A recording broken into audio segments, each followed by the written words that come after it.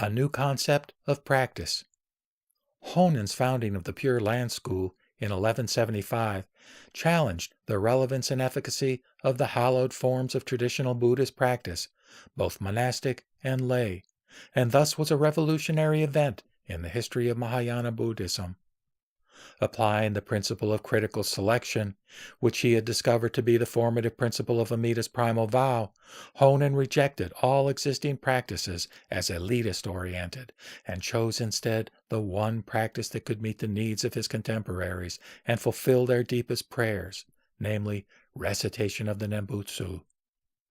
This choice was not based on Honen's personal judgment, but on the true compassion of Amida Buddha, who sought the practice available to every being in the end time of the Buddha Dharma in the primal vow.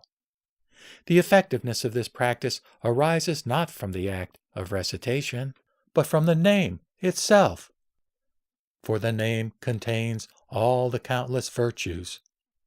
Recitation is the supreme practice not because of a magical religious power or the cumulative effect or concentrated intensity of repetition, but because it manifests the boundless compassion of Amida, who compacts in the name all conceivable virtues realized through long kalpas of practice as Bodhisattva Dharmakara.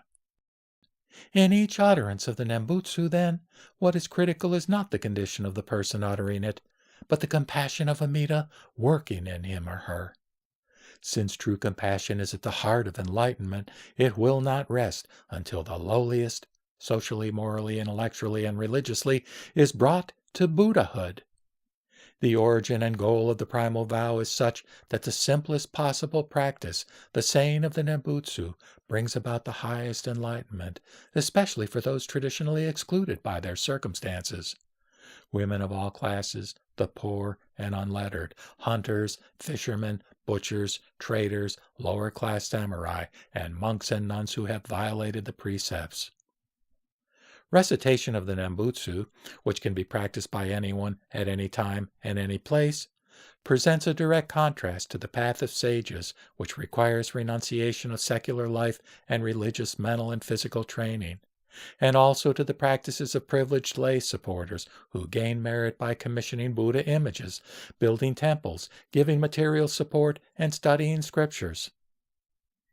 While Honen's application of the principle of critical selection rejected all existing forms of Buddhism, it did not imply that everything taught in the past was false or meaningless.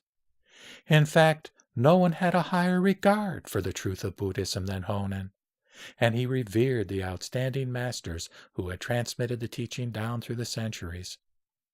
But it did stress that no self-generated practice could any longer effectively lead to supreme enlightenment. Historical conditions lent support to Honen's teachings, for corruption was rampant in Buddhist institutions, and social and natural calamities signaled the age of Mappo, when a new path would appear as predicted by the historical Buddha and demanded by the people of the age. Nevertheless, a position as radical as Honen's was possible only because his religious consciousness, realized through intense spiritual struggle, was firmly rooted in Amida's primal vow. Thus, in Honen's new concept of practice, no longer does enlightenment depend on a person's aspirations and efforts.